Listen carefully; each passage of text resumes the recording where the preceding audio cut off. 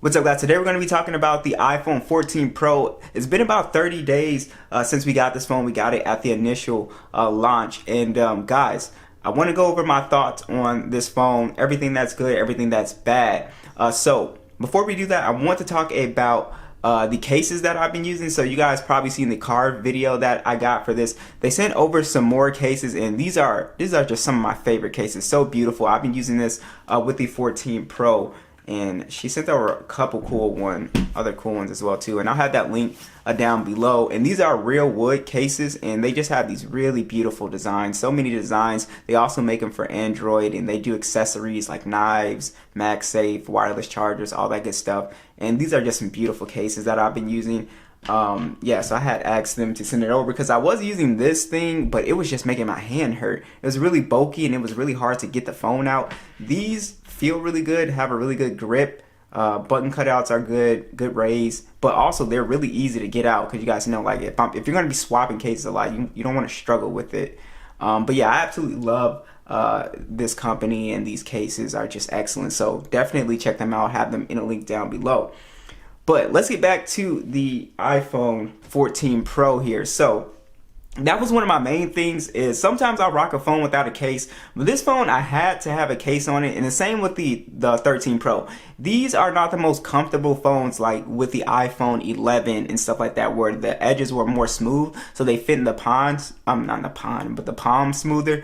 Yeah, this phone here, like I said, not as comfortable as that because it's got the more sharper edges, so it kind of cuts into the hand a bit. So I definitely got a case, and that solved that issue for me. But I do like the design of this phone as well too. It still looks good. It's a glass and metal phone. Looks exactly like the 13 Pro here, with slightly bigger camera bumps on here as well. So the design is pretty much still the same if you're coming from a newer iPhone. Now I wanted to first start off with battery life, right? Battery life on this phone it's not supernaturally amazing like with the 13 Pro. I think you've heard a lot of people say that, and I agree. Battery life is not as good. Now, it could be the always on display, or it just could be iOS 16. It's just not as efficient as, iOS 15 when the 13 Pro launched. When the 13 Pro launched, you could notice it was crazy good battery life. But with this phone, the battery life is just kind of like, it's good.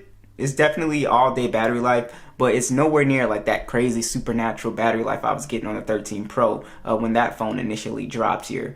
But like I said, it could be several factors. iOS 16, it could be the always on display. It could be any of those things. But battery life is still good on this phone. And also this phone does have a much brighter display as well too. It's got a full 1080p plus 2000 nits peak brightness. It's the XDR Retina OLED display. Basically the same display, that we've known and loved from the 13 Pro. You got 120 hertz on here. The display looks absolutely beautiful on here. So, if you guys are watching video now, you will notice that there is a new, what they call dynamic island. So, it's not as intrusive as the notch on the 13 Pro for sure here. So when you're watching content, it is a little bit more immersive because you get a little bit more pixels back. It doesn't take up space as much.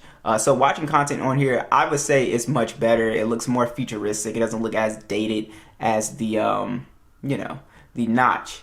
So I do like the new display bump, just it being 2000 nits peak brightness. It's crazy bright outdoors, and I mean ridiculously bright outdoors.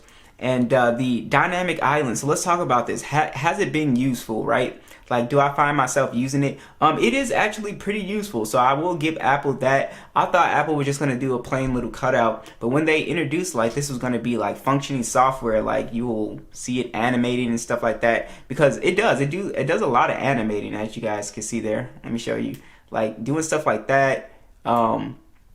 Putting it on the charger, it moves, and that could also be probably a reason why a little bit of hidden battery life, because this phone, it does a lot of animating with that dynamic island stuff. And also when you're playing music on your phone, that's the main thing that you will see. You'll just see your music playing in the background. So if you're in your settings and stuff like that, you just click it, pause. And also, like, let's say if I have my music playing in the background and I also put the clock right here, then I have dual right there. Like I said, so I think it's a good idea. I definitely think it helps with multitasking. I think the Apple still needs actual real multitasking or split screen multitasking or something like that. It'll probably come with iOS 17. It's looking like it will. All right, also, I want to go over performance with this phone. So how is this phone performance wise?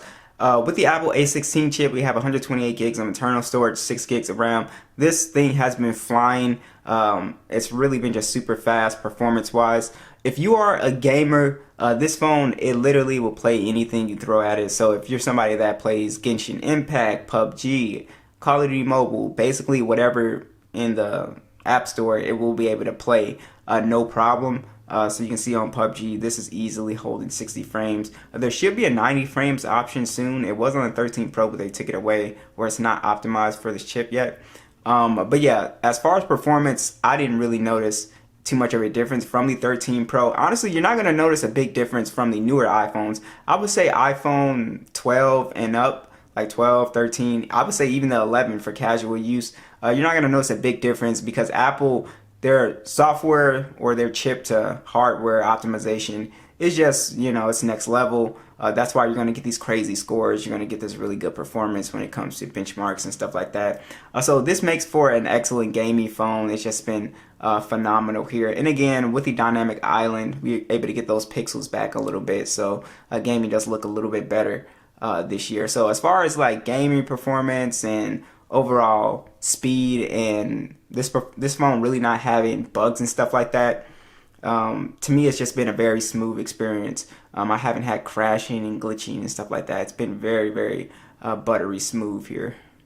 Now let's talk about the cameras on the 14 Pro. You have a 48 megapixel sensor on here, so that's new and you can take advantage of that full resolution with the Pro RAW. And then you have a 12 megapixel telephoto lens. It does 3x optical zoom. You have a 12 megapixel ultra wide on here. It has 4K 60 on the front and back with a 12 megapixel selfie cam on here as well too.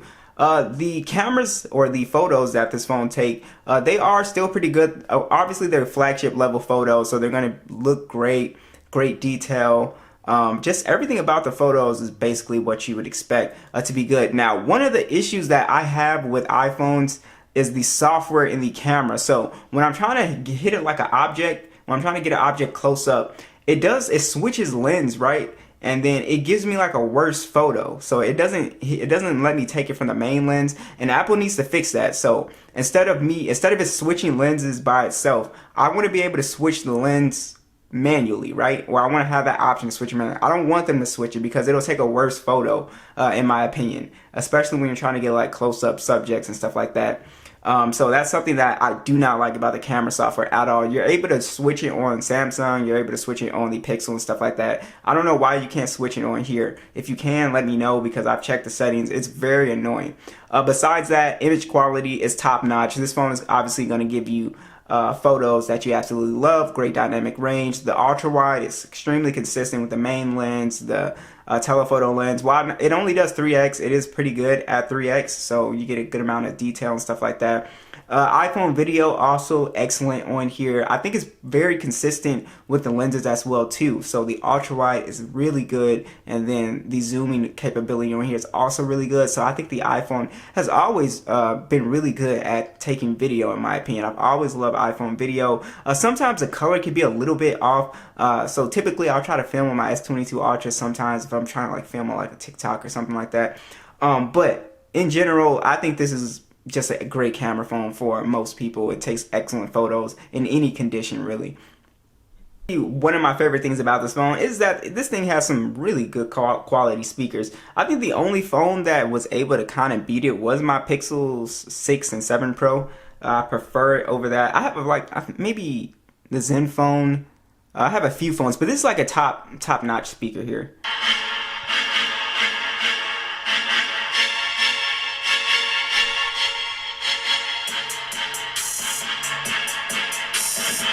Just super strong top speaker on here. Great bass quality. It's just a very full sounding speakers on here, which is something that I absolutely love. So the iPhone 30 days later, it's been a good experience. I haven't had really issues software wise. Like I said, the only sort of downside with this phone, probably battery life isn't as good as I think a lot of people were expecting it to be. But it's definitely not bad at all. I think the battery life is pretty standard. So that's pretty much it, guys. I really enjoyed the phone. The dynamic island is pretty cool. Like I said, it's not a necessary thing if you have an older phone, like a 13, 12 or something like that. Not really necessary, but it is a very cool, little quick way of switching applications. But overall, it's a very well-rounded phone. It's a very I would say decent updates. Especially, I've done so many comparisons, guys. Please check those comparisons out. Type in Matthews Tech versus iPhone 14 Pro, because people, they always ask, can you compare this? I've done so many comparisons, and I got a few more to do. But look at all these comparisons, guys. I've done a lot, so check those out. Just type in the search bar, you'll see it come up. And yeah, so thanks for watching, guys, and I'll catch you guys in the next one.